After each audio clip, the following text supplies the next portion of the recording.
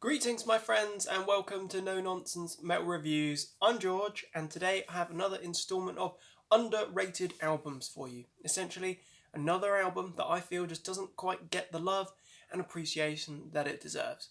So, just to clarify, if you're wondering why my voice might sound a bit odd, it's because after 2.5 years of working in the NHS on the front lines of COVID, I've now contracted COVID for the first time right before Christmas. So, yeah, I do feel a bit crap, won't lie, but music always helps you through, and the show must go on. So, the album that I'm going to be talking about today comes from one of the biggest, if not the biggest, and certainly one of the most loved and renowned rock bands, hard rock, heavy rock, whatever you want to call them, rock and roll. One of the biggest bands of their kind. Completely unique in the sense that they have countless albums, all of which I actually own, but they have managed to remain so consistent and so true to their original sound. It's almost completely anomalous. Although they have tried to deviate at times and explore slightly different sounds and styles, it's only very slight deviation. And they are still delivering the goods just as brilliantly as they have since the early 70s. So, I'm talking about none other than AC/DC, the mighty AC/DC, and I'm talking about an album from 1988 titled Blow Up Your Video. Now, you might say, how can you argue that AC/DC would have an underrated album? Well, on the back of the three fantastic, iconic Mutt Lange produced albums where we had Highway to Hell, the last album to feature Bon Scott before his tragic passing, and then the first two albums to feature Brian Johnson on vocals, Back in Black and For Those About to Rock. Those albums are so massive and so iconic. They are so many times platinum or diamond or gold all across the world.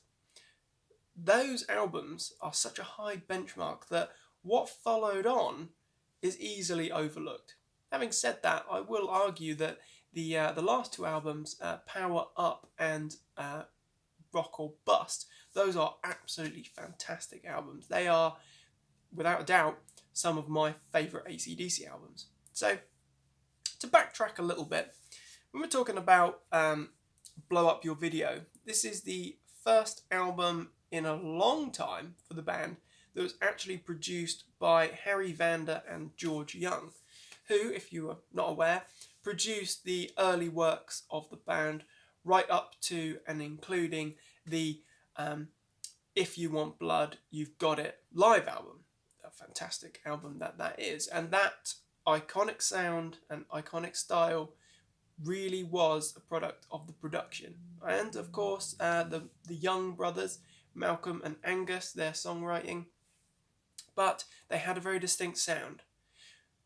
When we had Mutt Lange producing the albums Highway to Hell, Back in Black, and For Those About to Rock, they had a very different sound. Very different, massive sound, a fantastic sound, very iconic. He was certainly the man for the job. But after For Those About to Rock, things started to go a little bit off track, shall we say, for the band. And the follow-up album, or the two follow-up albums, in fact, we had Flick of the Switch, and then a few years later we had Fly on the Wall. They were actually produced by AC/DC. A lot of people would argue that they are not bad albums, but they are a massive disappointment compared to those three albums, that 3-album succession, which absolutely just changed the face of rock. Those are such iconic albums. They are such monumental albums. They are amazing. And they sound so unique.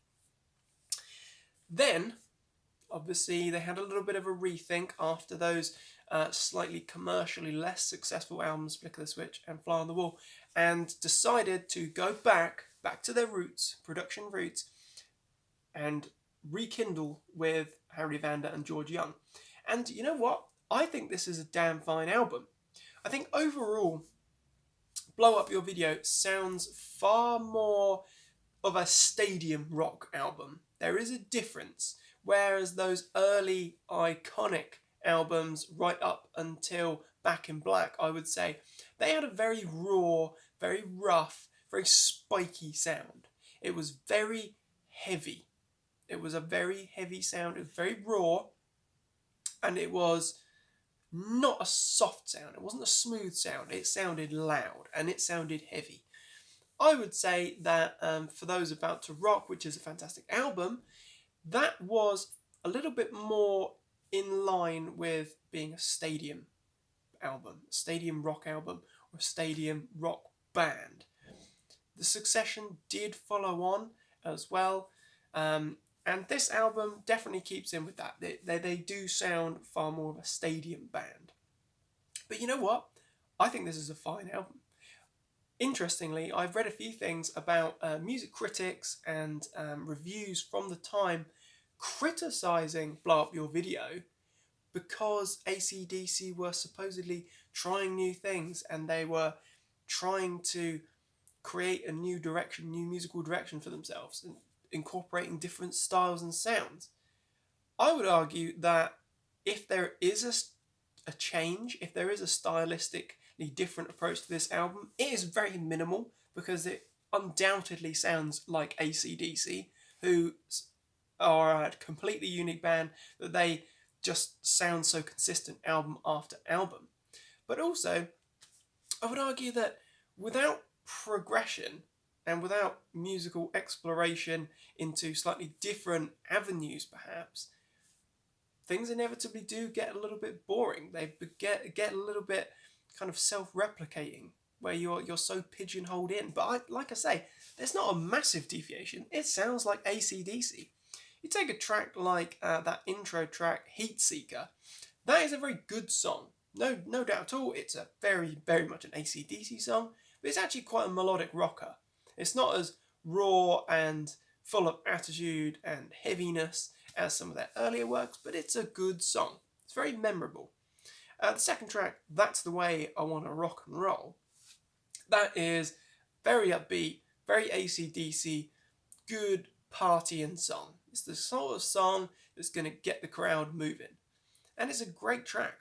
The third track, Mean Streak, now that really is a curveball. Mean Streak sounds more like a kind of a funky, jazzy, groovy kind of song, more akin to the sound of ZZ Top than it is to traditional AC/DC. But it's got good attitude, it's quite a bit of fun, it's very bluesy, it's very funky, it's an enjoyable enough track. But then you take Go Zone and certainly Nick of Time, even Some Sin for Nothing. Those songs in particular, I can understand why people would listen to that and think, well, this is AC/DC trying to do something different. Yes, it does sound a little bit different, but to be honest, it sounds quite progressive. It sounds like they are not necessarily trying to do something completely different, but they're exploring their own remit. And you think, if this is 1988, a whole lot of stuff, a whole lot of amazing music in the heavy music world has come out by this point.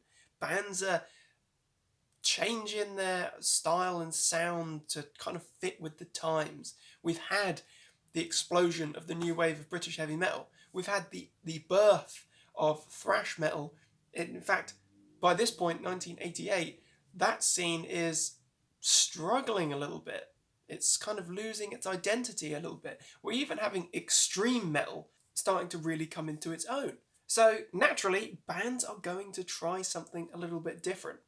But those are fantastic songs. I particularly enjoy Go Zone and Nick of Time. I think they're fantastic tracks. Kissin' Dynamite, that's another good rockin' AC/DC track. It sounds definitely like AC/DC. It's sleazy enough. It's great.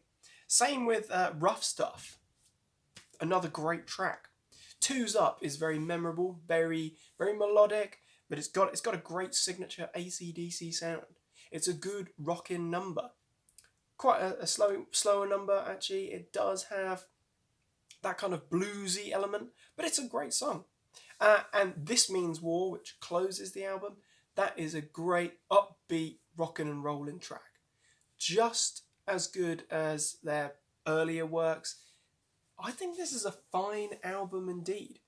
So if you're not quite convinced, maybe you're more of a casual AC/DC listener who hasn't heard the likes of Highway to Hell and Back in Black, or even the more recent stuff like Black Ice, which was of course made quite popular because I think it came out at the time of or around the same time as that Iron Man film where they kind of a few of their songs featured in the soundtrack. But I think this album stands out in amongst the rest. No, it's not as good as Back in Black. That's one of the perfect rock albums all time.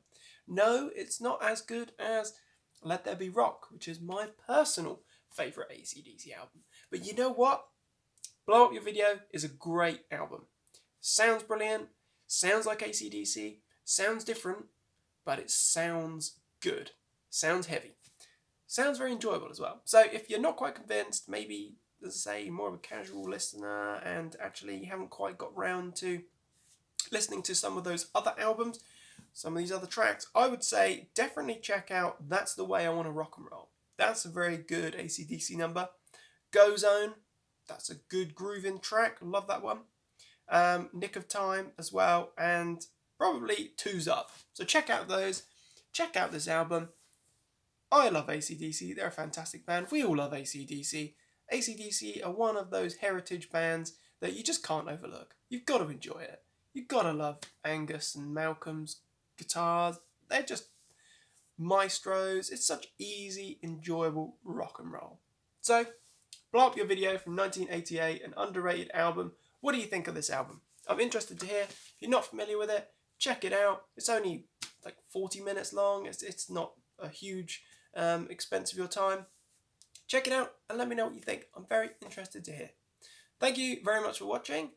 Feel free to check back soon for more reviews and recommendations, all things good and heavy. And of course, do feel free to like and subscribe. Very, very much appreciated. Take care, my friends. Stay heavy.